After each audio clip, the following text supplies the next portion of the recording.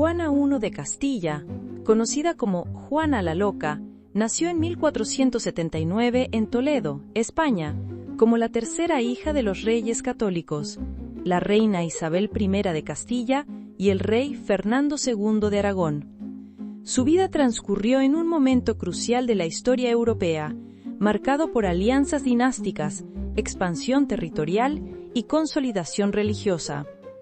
Aunque suele ser recordada por su supuesta inestabilidad mental y por el macabro apego al cadáver de su esposo, la historia de Juana está profundamente entrelazada con la compleja política de la España del siglo XVI y con el ascenso de la Casa de Habsburgo.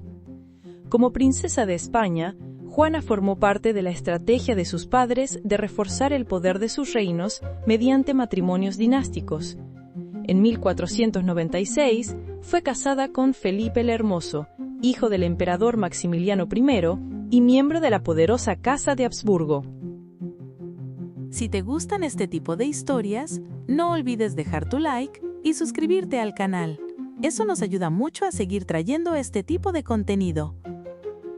La unión buscaba consolidar la posición de España en Europa al vincular las coronas ibéricas con los Habsburgo, que poseían vastos territorios en Europa Central y en los Países Bajos. Juana y Felipe se establecieron en los Países Bajos borgoñones, cuya corte tenía un ambiente cultural y político muy distinto del más austero y profundamente religioso que se vivía en España. Juana desarrolló un fuerte apego emocional hacia su marido, pero Felipe era conocido tanto por su ambición política como por sus constantes infidelidades. La relación entre ambos fue tensa y el trato frío manipulador de Felipe contribuyó al desgaste psicológico de Juana. En 1500 nació su hijo Carlos, quien más tarde se convertiría en Carlos V, emperador del Sacro Imperio Romano Germánico. Con el tiempo, las muertes inesperadas de sus hermanos y del hijo mayor de su hermano Juan la situaron directamente en la línea de sucesión a la corona de Castilla. Tras la muerte de la reina Isabel, en 1404, Juana se convirtió en reina de Castilla. Sin embargo, muy pronto surgieron tensiones políticas sobre quién debía ejercer realmente el poder. En su testamento, Isabel había dispuesto que Fernando actuara como regente solo en caso de que Juana demostrara no estar capacitada para gobernar. Felipe, por su parte, reclamó su autoridad como esposo y acudió a España para hacerse con el poder. La pugna entre Fernando y Felipe dejó a Juana relegada.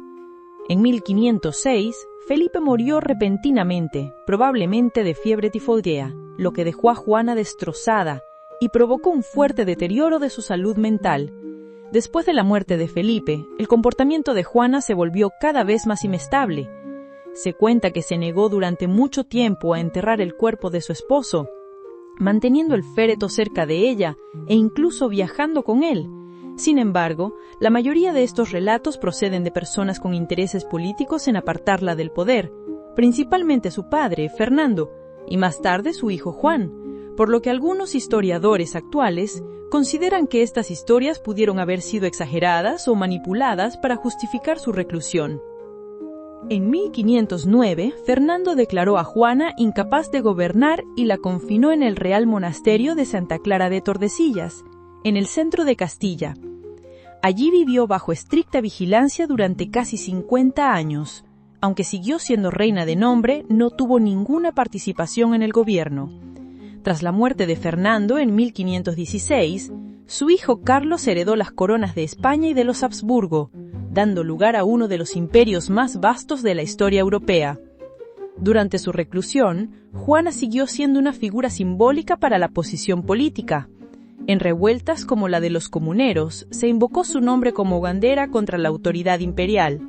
Sin embargo, Carlos se aseguró de que permaneciera aislada y nunca volvió a ejercer poder alguno. Murió en 1555 a los 75 años. El caso de Juana sigue siendo uno de los más debatidos en la historiografía española. Mientras que los relatos de la época la calificaban de loca, interpretaciones más recientes apuntan a que pudo sufrir depresión, episodios psicóticos a raíz del duelo, o incluso que no padeció ninguna enfermedad mental. La idea de su locura sirvió en gran medida como herramienta política para que sus familiares varones le arrebataran su legítima autoridad. Además, Las expectativas culturales sobre las mujeres y los monarcas en la Europa de la Edad Moderna influyeron en la percepción de su comportamiento. Hoy en día, Juana es recordada como una figura trágica y a la vez en disputa. Su vida refleja no solo un profundo sufrimiento personal, sino también cómo el género, la salud mental y el poder se entrecruzaban en las monarquías del Renacimiento. Más allá de si realmente estaba loca o no, su destino estuvo mucho más sellado por la política dinástica que por su condición personal.